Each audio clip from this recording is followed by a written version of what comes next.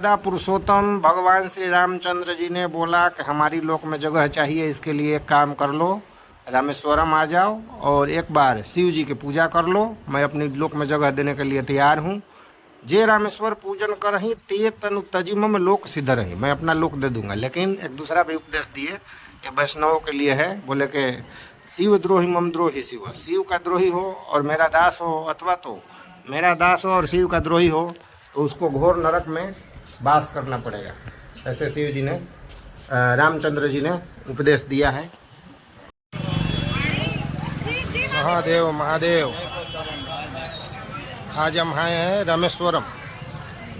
रामेश्वरम जो अखिल कोट ब्रह्मांड नायक मर्यादा पुरुषोत्तम भगवान श्री रामचंद्र जी अनेक राक्षसों का वध करते हुए जब यहाँ सेतुबान रामेश्वरम में आए, ये समुद्र के तट पर बसा हुआ एक खूब सुंदर तीर्थ धाम है।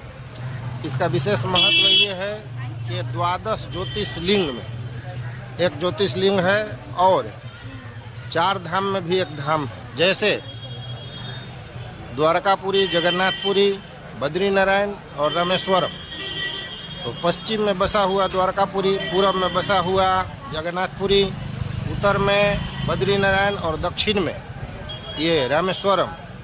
खुद प्रातपर ब्रह्म अपने हाथों से रेती का, बालू का शिवलिंग स्थापन करके और ज्योतिर्लिंग का स्थापना किया। जब भगवान रावण का वध किया तो रावण एक ब्राह्मण था। ऋषि मुनियों ने बोला कि रावण एक ब्राह्मण है और प्रभु आपको ब्रह्म हत्या लगा है, तो उस दोष से मुक्ति पाने के लिए आपको शिव जी की पूजा करनी पड़ेगी। तो ब्राह्मणों और विद्वानों के कहने अनुसार भगवान शिव जी का पूजा करने के लिए हनुमान जी को आदेश दिया। हनुमान जी कैलाश पर्वत पर गए और शिव जी समाधि में बैठे हुए थे। देर हो गया, ब्राह्मण लोग बोले कि मुहूर्त जा रहा है, बीता जा रहा है, प्रभु कुछ कीजिए।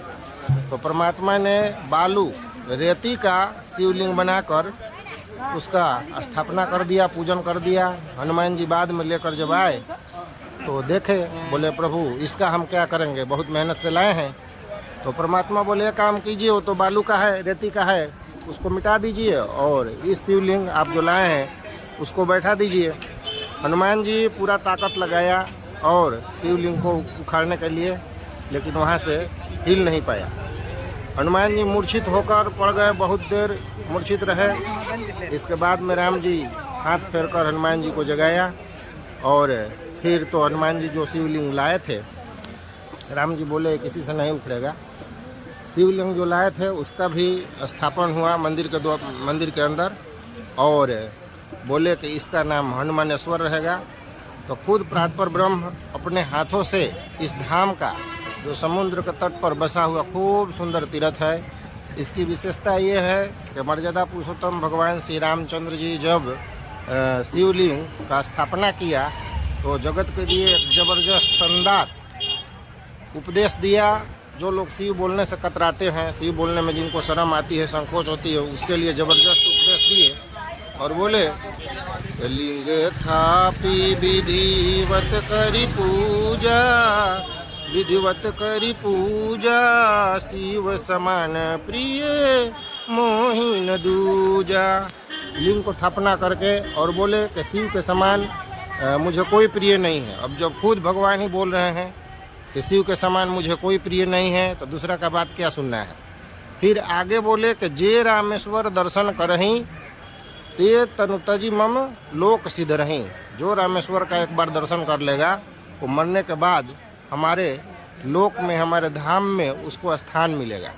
तो ये त्रेता युग की बात है। आज से 1,72,80,000 वर्ष पहले, क्योंकि ये 28वां चतुर्युगी चल रहा है और भगवान राम 24वां त्रेतांत में रामावतार जब लिए थे तो उसके अनुसार कलयुग का आयुष्य है 4,32,000 वर्ष। उसी तरह से द्वापर का जब आप डबल कीजिएगा तो 8,64,000 वर्ष हो रहा है।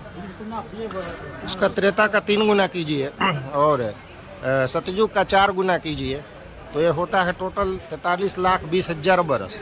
और 43 लाख 20,000 वर्ष को 4 गुना कीजिए तो होता है 1,72,80,000 वर्ष के आसपास। उसमें ये द्वापर पूरा बीत गया, क्योंकि भगवान कृष्ण का अवतार इसी द्वापर के पर्यंत हुआ था। तो उसको 5,000 वर्ष अगर जोड़ ले हम, कलयुग का 4,32,000 वर्ष आयु से उसमें से 5,000 वर्ष बीत गया है, तो टोटल 1,72,80,000 के आसपास आयुष होता है। तो आज से 1,72,80,000 वर्ष के पहले इस धाम का खुद मर्यादा पुरुषोत्तम श्री रामचंद्र जी भगवान ने इस तीर्थ का स्थापना किया। तो इसका महत्व बहुत ज़्यादा है, क्योंकि तीर्थ तो हैं ही, 12 ज्योतिर्लिंग भी है।